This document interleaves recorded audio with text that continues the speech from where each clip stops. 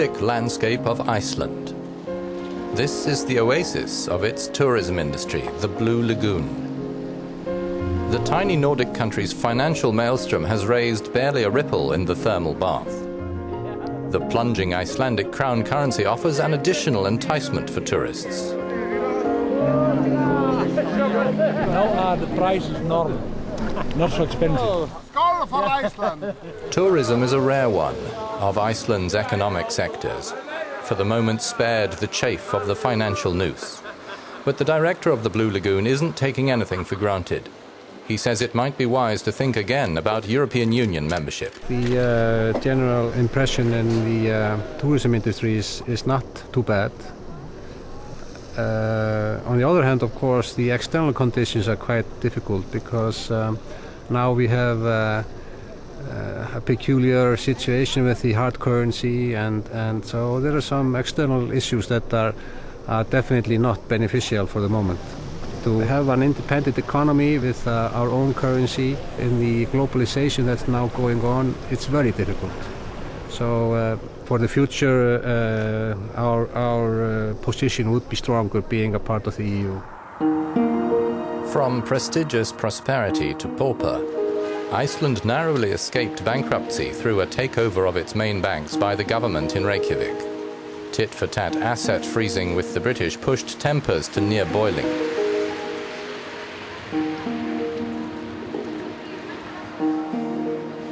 Don't let Icelanders' cool, collected manner fool you.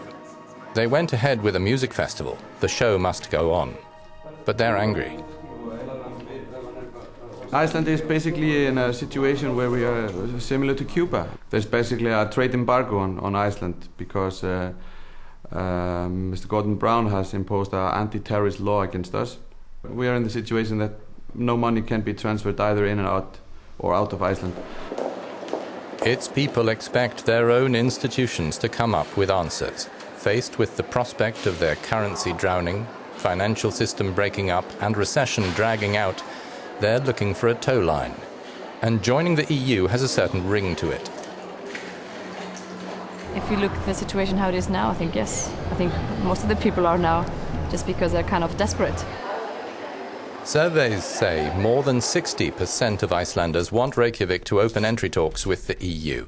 That would mean ditching the Icelandic crown. This economist tells us that would have its upside and its downside. The positive aspect is that we would not have those swings in the currency as we have had not only now, but we've had in the past. We've had this swing in the currency, which has destabilized, so to speak, some aspects of the economy. But on the other hand, it's clear that having our own currency also makes it possible for the real economy in Iceland to adjust to swings which come from the outside. The currency of Iceland has lost more than 60% of its value in the space of a year. That's made it impossible for importers to calculate their orders properly. Belgian chocolate seller Muriel Leglis has made Iceland her home. With her business feeling the meltdown, she's sweet on the country adopting the euro. Right now, I can actually say that my stock is finished. I'm not even sure I can lay in a new supply. Foreign transfers for the moment are blocked. This shop might not be able to satisfy its customers for Christmas. With fears building about inflation and interest rates, Bryndis, the candy lady, is expecting the economy to go sour. I think it's only going to get harder. But we are fighters and we just won't give up, so still some Viking blood left. Icelanders have a heritage of overcoming hardship. At a strategic point in the Atlantic crossing, the islanders today number only some 320,000. Colonized by Norway in the 13th century, later by Denmark, Iceland only gained independence in 1944. Even then, United States forces kept formidable military bases there throughout the Cold War.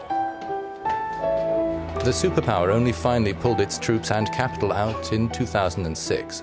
Baldur Thoraldsson at Reykjavik University says this marked the country and left it vulnerable. Iceland suddenly was left defenseless, without a shelter for the first time for centuries. We are part of the European Economic Area. We are part of the common market for freedom without the shelter of the EU institutions, without the shelter of a common currency, without a shelter from the European Central Bank. From my point of view, this is having devastating effect. Most of Iceland's labour unions share this mournful opinion. They are urging the government to ask for EU membership. But Reykjavik has resisted until now. The fishermen are against it. Fisheries is a powerful force here. It's considered one of the country's best assets, a driver in the economic front seat. Hand the tiller over? Let Brussels decide territorial policy, quotas? Gudmundur Kristjansson, one of the big bosses, says Iceland has strong sea legs and can stand on its own. We lost our independence in 1260 and we were a very poor nation for many centuries. And now we have our independence, and even though we have this trouble, we can solve it. And it's just an easy way out to go and cry with the European Union, which is full of corruption. And if you look at the fishing industry in Europe, it's totally dead, and they are destroying all the fishing grounds. They are overfishing. It's not a good business there. So hopefully we never go there. Whatever tomorrow brings, perhaps financial aid with it, the message we heard again and again in Reykjavik was Iceland must count on its own steam first. It was the same at the Airwaves Festival, ready to play to packed houses. Well, the party always goes on to the end. That is for sure.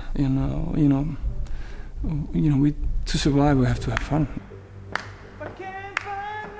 As for joining the EU, if that would guarantee a bit more financial security, and also maybe a bit more, basically regulation to get rid of the underlying corruption behind the situation, will be, of course, worth the trip to travel across the Atlantic into the European Union.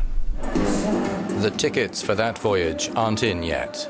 Cult group Gus Gus reflected a large part of public opinion when it opened its concert, calling for accountability from Iceland's captains of industry and politicians.